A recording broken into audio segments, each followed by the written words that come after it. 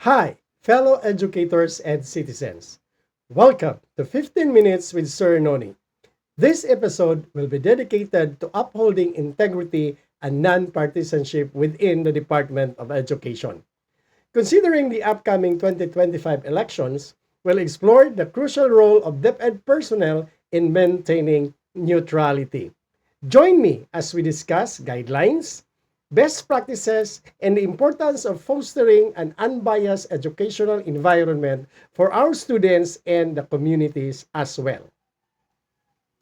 Before we are going to proceed with our episode and our discussion, please like, share, follow, and subscribe to our channel in YouTube, okay, to our Facebook, Instagram, and TikTok. Now, we are going to discuss the non-partisanship of DepEd in the 2025 election. So DepEd personnel must maintain non-partisanship during the elections to uphold integrity of public service and ensure fair and honest election.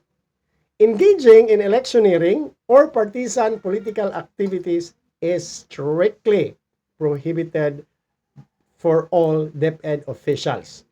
Violations of these guidelines may result in administrative sanction. Take note. Teaching and non-teaching personnel must not participate in electioneering or partisan political activities. This prohibition aligns with the DepEd Order number 48 and constitutional principles which state that civil service employees should not engage in any electioneering or partisan political campaigns.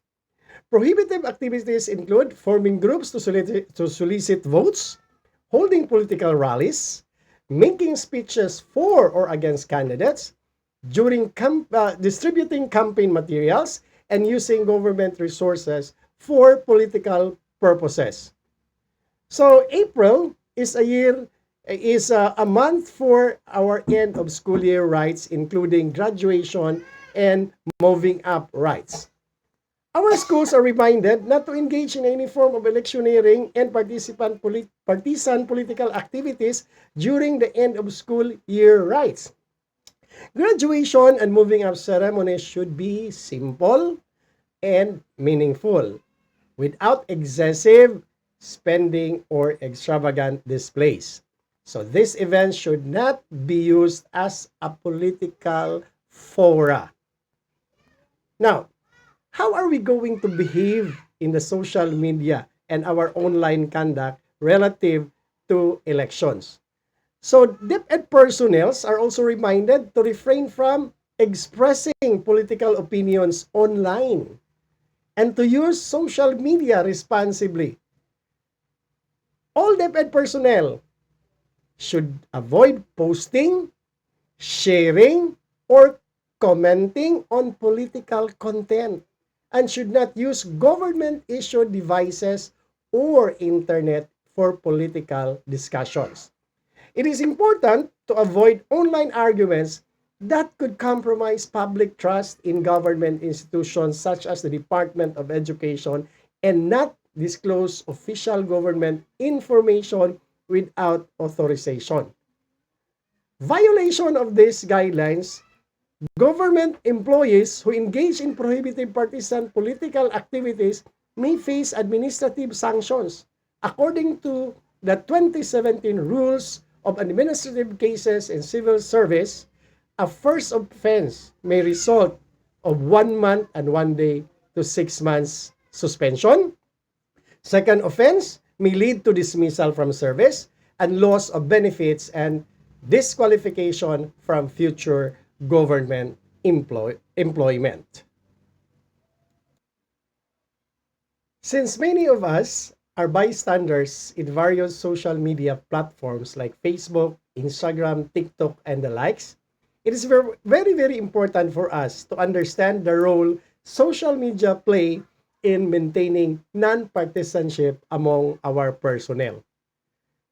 Social media plays a significant role in maintaining non-partisanship among DepEd personnel, requiring responsible use to uphold political neutrality and public trust. Employees should avoid posting, sharing, or commenting on political content, especially during office hours or government issued devices. It is important to use social media cautiously to ensure our online post promotes respect and trust in our department. That is the Department of Education. So all of us are called for the responsible social media use. So DepEd personnel are reminded to use social media responsibly, aligning with the code of conduct and of ethical standards of public officials and employees. This includes exercising caution when sharing information and avoiding the expression of political opinions online. They should ensure their online activities does not tarnish the image of the department or the civil service in general. So let us talk about the prohibited online activities, okay, for DepEd personnel as well as other government employees. So government employees are prohibited from posting or sharing messages about candidates or partisan groups while on duty or at work.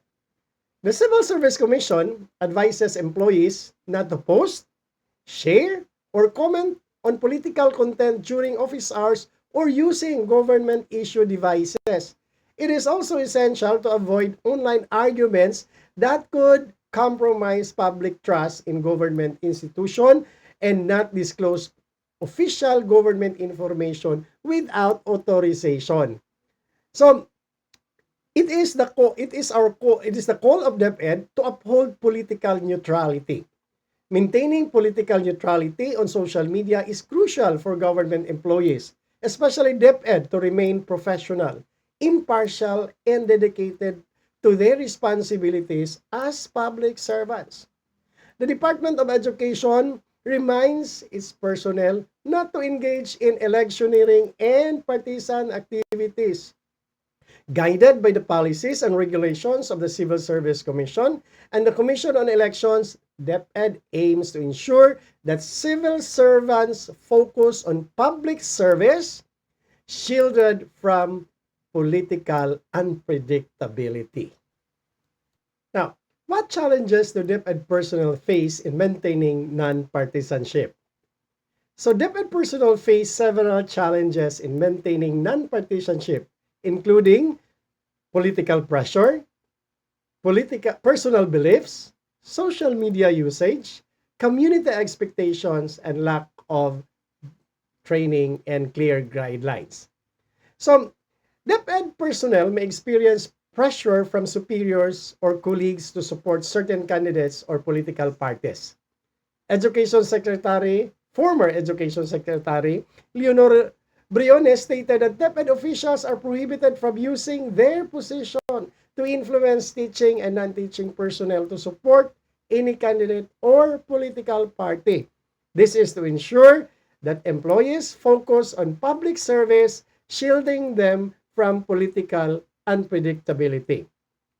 Another very, very important challenge that we face as DepEd personnel in maintaining neutrality is personal political beliefs and affiliations. So maintaining non-partisanship can be challenging when personal political beliefs and affiliations come into play. Teachers must demonstrate that they are government personnel and uphold their integrity by remaining non-partisan. They are reminded not to engage in partisan political activities or promote any candidate irregardless of their political belief or their affiliation. Another very, very important is social media and online expression. Social media presents a significant challenge to maintain non-partisanship. So DepEd personnel should exercise caution when sharing posts and avoid spreading rumors or false information or fake news. Okay. They are advised to refrain from following social media with learners unless they are family members. However, employees are not prohibited from airing criticism and grievances on social media, but not Okay, participate in political discussion. Another very, very important challenge is community expectation and local politics. So navigating community expectations and local politics can pose a challenge, okay, for our DepEd personnel. Teachers are often seen as community leaders and may face pressure, okay, to support local candidates or initiatives. But the Department of Education has given stern warning to teachers not to engage in electioneering or partisan politics. Another very important challenge is lack of clear guidance or training. So lack of clear guidance, okay, or training on non-partisanship can further complicate matters. To address this, we are told to exercise caution. DepEd reminds us, okay, that we are not supposed to engage in electioneering and partisan political activities. Since many of us are bystanders in various social media platforms like Facebook, Instagram, TikTok, and the likes, it is very, very important for us to understand the role social media play in maintaining non-partisanship among our personnel. Social media plays a significant role in maintaining non-partisanship among DepEd personnel, requiring responsible use to uphold political neutrality and public trust. Employees should avoid posting, sharing, or commenting on political content, especially during office hours or government issued devices. It is important to use social media cautiously to ensure our online post promotes respect and trust in our department. That is the Department of Education. So all of us are called for the responsible social media use. So DepEd personnel are reminded to use social media responsibly, aligning with the code of conduct and of ethical standards of public officials and employees. This includes exercising caution when sharing information and avoiding the expression of political opinions online.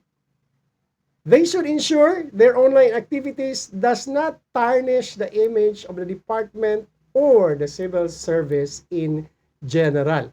So let us talk about the prohibited online activities, okay, for DepEd personnel as well as other government employees. So government employees are prohibited from posting or sharing messages about candidates or partisan groups while on duty or at work. The Civil Service Commission advises employees not to post, share, or comment on political content during office hours or using government issue devices. It is also essential to avoid online arguments that could compromise public trust in government institution and not disclose official government information without authorization. So it is the call of DepEd to uphold political neutrality. Maintaining political neutrality on social media is crucial for government employees, especially DepEd, to remain professional, impartial, and dedicated to their responsibilities as public servants. The Department of Education reminds its personnel not to engage in electioneering and partisan activities. Guided by the policies and regulations of the Civil Service Commission and the Commission on Elections, DepEd aims to ensure that civil servants focus on public service, shielded from political unpredictability. As we conclude this episode, let's remember the vital role of DepEd personnel in upholding non-partisanship in the 2025 elections. By remaining neutral and unbiased, we ensure a fair and democratic process, setting a positive example for our students and communities alike. Let's commit to fostering an environment of integrity where education remains free from political influence. Thank you for joining us on 15 Minutes with Sir Nonay. See you!